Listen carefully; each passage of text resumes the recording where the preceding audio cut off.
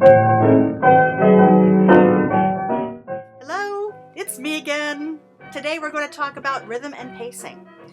Two techniques that are the most fun to use when writing anything, fiction or nonfiction, but they're also two techniques that are the most difficult to understand and to implement. However, with practice and time, it just clicks and you get it. So I hope that through some examples and explaining how those two are different, you'll have some insight as to what those two techniques are, and you can start putting them effectively into your work.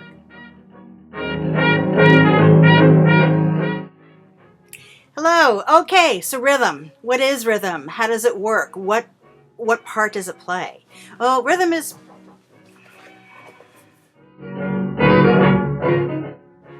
that was awesome. My friend Laura sent me sausage, and the post office was afraid that it was a body part that had thawed out. I don't know what they thought it was. It was all mushy and warm and leaking. I had to sign for sausage in case, I don't know, there was like a body part in the priority box. Anyway, so that's what that was. Okay, let's get back to rhythm. What is rhythm? That's terrible. Terrible, terrible. Okay, what is rhythm? Rhythm is the pattern in which you speak. It's the pattern in which you write. And everyone has an inherent rhythm to the way they speak and the way that they write. Once you understand that rhythm, you can manipulate it. And you can make the tide very choppy. You can make the tide very consistent.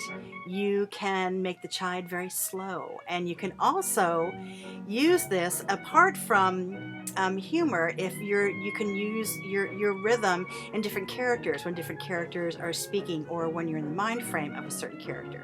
Your rhythm can be fast or it can be slow depending upon their demeanor and their character qualities. What I'm going to read now is a little piece that I think demonstrates a good solid chunk of rhythm. This is just in the body of the piece. I'm not racing towards anything. I'm just kind of setting the scene and bringing the reader in. So that's where we are. Okay, hang on a second.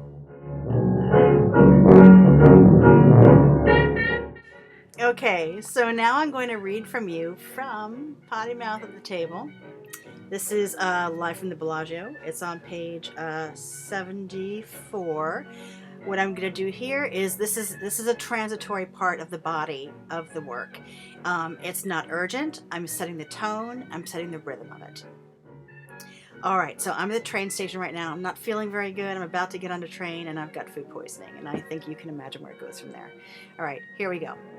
I looked like the president of the junior league compared to some of what was standing in line with me at that train station. In fact, I would have made a cash bet that if I suddenly yelled, "Does anyone have some crystal meth?" at least 5 people within 20 feet of me would have reached into their shoes or pants immediately. I got my bearings as my flash sweat passed, and I reassured myself that once I got on the train, I would be fine. I just needed to sit down and stay down. At the ticket counter, I booked a window seat, waiting for the moment when I could rest my head against the cool glass, close my eyes, and finally sleep.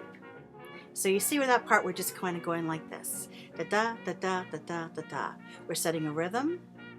There's no really any kind of, there's just a regular pace going on there. We're not rushing. We're not holding back. We're just kind of being regular. Okay. Next clip is we're going to tackle pace.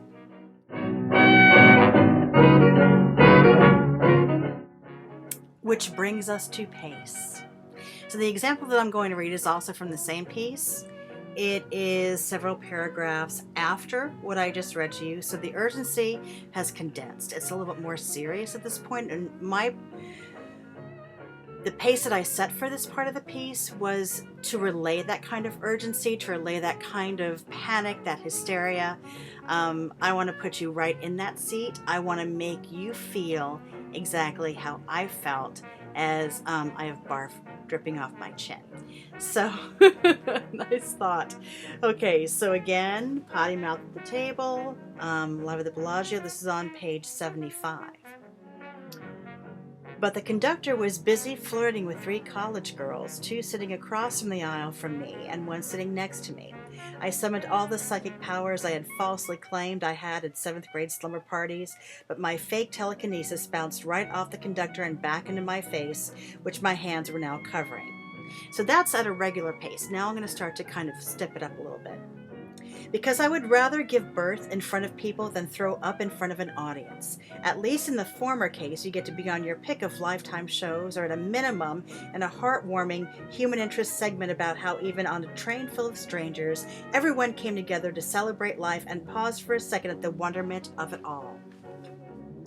But vomiting in front of people, no one wants to hold that. No one cries because it's beautiful. No one can really get mad at you if your placenta splashes on their purse. But you know what? You know what happens when you throw up in front of 100 people? Despite the fact that your hands don't know what to do except hold your mouth, as if they could effectively catch the horror threatening to spew, that third wave finds its force and rushes up like it's about to eat an Indonesian beach.